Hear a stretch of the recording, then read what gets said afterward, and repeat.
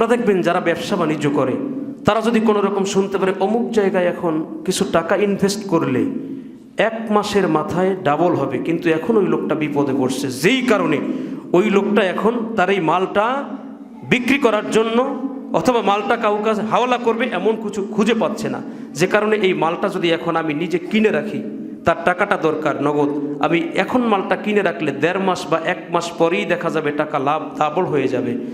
তাইলে যারা ব্যবসা করার জন্য টাকা হাতে নিয়ে নাড়াচাড়া করে তারা মনে হয় বসে থাকবে? কথা বলেন, বসে থাকবে? সুযোগটা ছক্কা মেরে ধরবে, এটা ছক্কার মাইর, সুযোগ আসছে তো আর সারাসারি নেই। টাকা নিজের কাছে নাই, বন্ধুরে ফোন দেয়, বন্ধু 2 লাখ টাকা দে ধার। ব্যবসা ছাড়া যাবে না। তো আপনি জাগতিক ব্যবসায় এত বেশি পারদর্শী, এত খুব বেশি জ্ঞান গরিমা রেখে ব্যবসা বাণিজ্য পরিচালনা করতে ক্ষমতা রাখেন, বুঝতেছেন কয়েকদিন পরে দেশের দ্রব্যমূল্যের দাম অনেক বেড়ে যাবে, গুদামজাত করে রাখলে এখন কিছুদিনের মধ্যে অনেক বেশি লাভবান হওয়া যাবে। বুদ্ধিমত্তা আল্লাহ আপনারে দিয়েছেন, এটা বুঝলেন, কিন্তু আল্লাহ এবাদতের মাধ্যমে আপনাকে নেককার বানাতে চাচ্ছেন। কিছু এবাদতের সিমটম দিয়ে দিচ্ছেন, এই এবাদত করলে এই পরিমাণ নেকি পাওয়া যাবে। এই এবাদত যাই না শুই না অনেকে না করে বসে থাকি চুপচাপ, আছে কিনা বলেন? তাহলে নিজের জগৎকে ভালো করার জন্য, জগতের স্বাবলম্বিতার জন্য আপনি সব কিছু বুঝলেন, আখেরাতের জন্য আপনাকে যখন কোনো আজান দেয়া হয়, আজান মানে এলান, আহ্বান, আপনার কানে শোনায় দেয়া হয়, তখন আপনি এর থেকে নিজেকে দূরে রাখেন, আছে কিনা বলেন? অতএব আপনি নামাজের মাধ্যমে আল্লাহর রহমত তালাশ করেন, পাওয়া যাবে। কথা বলেন, নামাজের মাধ্যমে আল্লাহর রহমত পাওয়া যাবে। এরপরে আমরা যদি রোজা রাখি, কোনো মানুষ পৃথিবীতে কথা বলতে পারবে না যে এই মাসকে কেন্দ্র করে রোজা থাকে যাবে না। এই যে আল্লাহর কাছে আমি বরকত প্রাপ্তির জন্য দোয়া করেছি, নবীজি শিখাই দিয়েছেন, তো রহমত বরকত প্রাপ্তির অন্যতম একটা মাধ্যম রোজা কিনা বলেন? বলেন, রোজা আল্লাহর রহমত প্রাপ্তির মাধ্যম না? দয়া প্রাপ্তির মাধ্যম না? ক্ষমা প্রাপ্তির মাধ্যম না? কাজে আল্লাহর পক্ষ থেকে রহমত, দয়া, ক্ষমা প্রাপ্তির মাধ্যম যদি রোজা হয়, তাহলে এই মাসে রোজা থাকা যাবে না। যারা এই কথাগুলো বলে তারা নিশ্চিত আমাদের ঈমানকে চুরি করতেছে। কথা বলেন, ঠিক কিনা? এরা আমাদেরকে আল্লাহর পথ থেকে দূরে সরিয়ে নিয়ে আমাদেরকে ইবাদত শূন্য করতে চাচ্ছে। ইবলিসের দল ভারী করার পায়তারা শুরু করছে। কথা বলেন, ঠিক কিনা? অতএব আপনি রোজা থাকবেন, নফল রোজা। আমি গতকালকে বলেছি, বছরে তো 5 দিন রোজা রাখা হারাম বন্ধু। এই 5 দিন ভিন্ন কোনো দিন রোজা রাখা যাবে না, এই কথা পৃথিবীর কোনো মানুষ বলতে পারবে? কোনো বাবার বেটা জন্ম হয় নাই এই 5 দিন ভিন্ন একদিন রোজা রাখা যাবে না, এই কথা কেউ বলতে পারবে না। 5টা দিন নবীজি হাদিসের মাধ্যমে আমাদেরকে নিষেধ করে দিয়ে গেছেন যে 5 দিন রোজা রাখা যাবে না। তো 5 দিন ছাড়া বাকি আমি এই মাসটা পেয়েছি। নবীজিকে আল্লাহ এত সম্মান দিয়েছেন, এত ইজ্জত দিয়েছেন, যেই মাসে আমি সেই মাসে নবীজির সম্মানে, নবীজির ইজ্জতে আমি ইজ্জত প্রাপ্ত হয়েছি, নবীজির সম্মানে আমি সম্মান প্রাপ্ত হয়েছি। কথা বলেন, ঠিক কিনা? আল্লাহ তো নবীর কারণে আমাদের সম্মান বাড়ায় দিয়েছেন, ঠিক কিনা? বলেন, ঠিক কিনা? আমাদের সম্মান হলো কেন? আদম নবী আলাইহিমুস সালাম সে প্রথম মানুষ, বাপ নাই, মা নাই, সৃষ্টির কলা কৌশল কত সুন্দর, ভিন্নতা। এরপরেও তার চেয়ে আমার নবীর মর্যাদা আল্লাহ এত বাড়ালেন। শুধু তাই না, সেই নবীর উম্মতের মর্যাদা গোটা পৃথিবীর সব নবী রাসূলদের উম্মতের চেয়ে শ্রেষ্ঠ বানায় দিলেন। সুবহানাল্লাহ বলেন। কুনতুম খায়রা উম্মাতিন উখরিজাত লিন-নাস, তোমাদেরকে মানুষদের মধ্য থেকে আমি আল্লাহ আলাদা বাছাই করে নির্ধারণ করেছি। সুবহানাল্লাহ বলেন। সমস্ত সৃষ্টি জগতের মানুষদের মধ্য থেকে আমাদেরকে আল্লাহ স্পেশাল ভাবে নবীজির উম্মত বানাইছেন, বাছাই করেছেন, নির্ণয় করে করে আমাদেরকে নবীর উম্মত বানায় দিয়েছেন। তো আমরা সে উম্মত, শ্রেষ্ঠ নবীর কারণে শ্রেষ্ঠত্বের মর্যাদা আমরা উম্মত হিসেবে পেয়েছি। কথা বলেন, ঠিক কিনা? কাজেই সেই শ্রেষ্ঠ মর্যাদা লাভ করে আমরা শ্রেষ্ঠ আমলগুলো করতে হবে। আর নবীর যেই মাসে আল্লাহ আকাশচুম্বী মর্যাদা দিতে গিয়ে তার একান্ত আসমানের মহা সিংহাসন যেটা, সেই সিংহাসনে বন্ধুকে মেহমান বানালেন। মেহমান বানিয়ে নবীর প্রতি যা নাসিল করার ছিল, নবীকে আল্লাহ পাক রব্বুল আলামিন যতটুকু ইজ্জত দেওয়ার ছিল সব ইজ্জত দিয়া তার কাছে নিয়ে বসায় বন্ধুত্ব দান করলেন, হাবিবুল্লাহ বানায় নিলেন, একান্ত ঘনিষ্ঠ করে নিলেন। সেই নবীকে আল্লাহ পাক রব্বুল আলামিন আমাদের নবী বানালেন, আমরা তার উম্মত হলাম। আর এই উম্মত হয়ে ওই নবীর প্রতি সন্তুষ্ট চিত্তে আমরা যেই মাসে নবীজির পৃথিবীতে শুভাগমন, যেই মাসে নবীজির শুভাগমন, সে মাসে আমরা মিলাদুন নবী পালন করি। আর যেই মাসটায় নবীজিকে আল্লাহ আপন দিদার দেওয়ার জন্য বাইতুল্লাহ শরীফের হাতিম থেকে আরশে আজিমে নিলেন, সেই মাসে সেই সন্তুষ্টির চিত্তে, সেই আমলটার কারণে, সেই সম্মানের কারণে উম্মত 2 দিন 3 দিন রোজা রাখলে গুনাহ হবে। কে তোমার শিখাইল বন্ধু? আমি নবীর উম্মত, আমার নবীকে আল্লাহ এত মর্যাদা দিয়েছেন, আমি উম্মত হিসেবে খুশি না বেজার? বলেন, নবীর এই সম্মানে আপনি খুশি না বেজার? তো নবীর সম্মানে খুশি হয়ে আপনি একদিন রোজা রাখলে আপনার গুনাহ হবে, কে শিখাই দিল বাটপার তোরে? নবীজি পৃথিবীতে আসছেন, নবীজির কাছে প্রশ্ন হলো সোমবার দিনে আপনি কেন রোজা রাখেন? নবীজি নিজে বললেন, আমি পৃথিবীতে সোমবার এসেছি, এজন্য শুকরিয়াতান আমি সোমবার দিনে রোজা রাখি। সুবহানাল্লাহ বলেন। তাহলে নবী যদি সোমবার দিনে নিজেদের পৃথিবীতে আগমনের দিনে নিজে শুকরিয়া আদায় করে দোয়া করার জন্য নিজের সোমবার দিনে রোজা পালন করতে পারে, তাইলে নবীজিকে যেই মাসে আল্লাহ আসমান ভ্রমণ করালেন, আল্লাহর আপন দিদার দিলেন, কাছে নিলেন, সুম্মা দানা ফাতাদাল্লাহ ফাকানা কাবা কাউসাইনি আও আদনা, খুব ঘনিষ্ঠ করলেন, কাছে নিলেন, একান্ত কাছে। কত কাছে? তীর ধনুকের মাঝখানের ব্যবধান। আল্লাহ বলেন, সুম্মা দানা ফাতাদাল্লাহ ফাকানা কাবা কাউসাইনি আও আদনা, এর চেয়েও আরো কাছে। সুবহানাল্লাহ বলেন। এত ঘনিষ্ঠ করে আমার নবীকে আল্লাহ যেই সময় দিদার দিলেন, সেই দিদার প্রাপ্তির সেই অবস্থানকে কেন্দ্র করে 2 রাকাত নামাজ পড়ব, 3টা-4টা রোজা রাখবো, এখানে ফতুয়াবাজি করতে কে তোমাকে সাহস দিয়েছে? বন্ধ করে তুমি বলে দাও, নবীর ইজ্জত সম্মানের কারণে যদি কেহ একদিন রোজা পালন করে, কিয়ামতের দিন আমার আল্লাহর কাছে যদি তার কোনো আমলও মঞ্জুর না হয়, কবুল না হয়, এই একটা আমল লিল্লাহে করার কারণে, নবীর সন্তুষ্টির জন্য করার কারণে, এর বিনিময়ে আমার আল্লাহ তাআলা জান্নাত দিয়ে দিতে পারে। আমরা সেই প্রত্যাশায় প্রত্যাশী। কথা বলেন ঠিক কিনা? মুআজ্জাজ হাজিরিন, রজব মাস চলে যাচ্ছে। আল্লাহ যেন রজব মাসের পূর্ণ বরকত আমাদেরকে নসিব করেন, বলেন আমিন। যে যেভাবে ইবাদত করতে পেরেছি, আল্লাহ যেন আমাদের প্রত্যেকের ইবাদতগুলো কবুল ও মঞ্জুর করে নেন, বলেন আমিন। আসতেছে শাবান মাস। শাবান মাসের মধ্যবর্তী রাত, এইটাকে কি বলেন আপনারা? শবে বরাত, লাইলাতুম মুবারাকা। কোরআনের ভাষা, হাদিসের ভাষা শবে বরাত। লাইলাতুন নিসফে মিন শাবান, এটা লাইলাতুন নিসফ হাদিসের ভাষা। এই শবে বরাত, লাইলাতুন নিসফ, লাইলাতুম মুবারাকা, এটার গুরুত্ব আছে কিনা বলেন? এক শ্রেণীর আমাদের বন্ধুরা, ওরা মসজিদের মধ্যে শবে বরাতের কোনো অস্তিত্ব পাবে না, দলিল পাবে না। এশার নামাজের পরে ইমাম সাহেব ঘোষণা করবে যে শবে বরাতের কোনো ভালো নির্ভরযোগ্য দলিল নাই, আপনারা যার যার বাড়িতে চলে যান।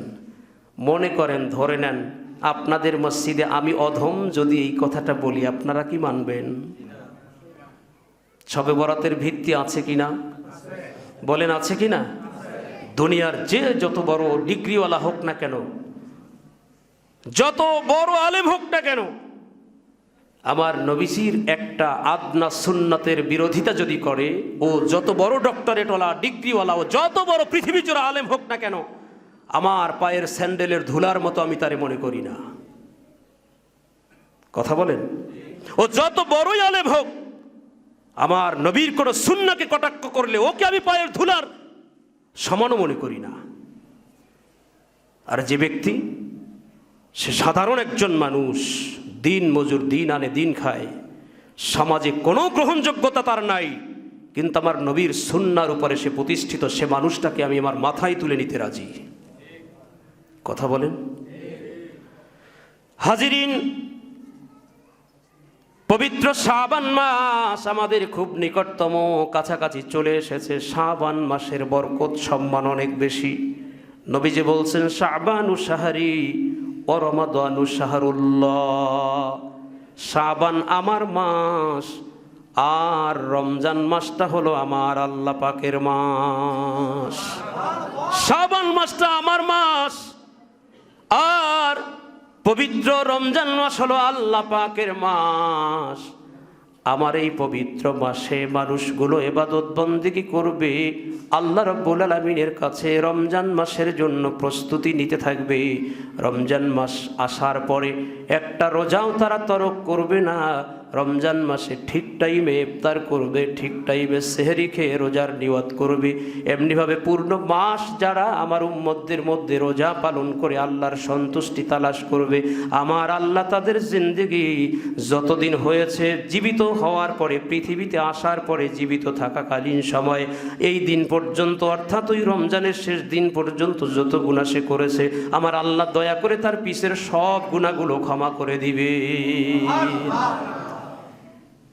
মান সামা রমাদানা আউয়ালিহি ইলা আখিরিহি খরাজা মিন যুনুবিহি কায়াউমি ওয়ালাদাতহু উম্মুহু। কথাটা আমার নিজের বানানো না, আমার বাপেরও কথা না। নবীজি বলছেন মান সামা রমাদানা ইলা আউয়ালিহি, যে ব্যক্তি রমজান মাসের শুরু থেকে ইলা আখিরিহি শেষ পর্যন্ত রোজাগুলো রাখবে, খরাজা মিন যুনুবিহি কায়াউমি ওয়ালাদাতহু উম্মুহু।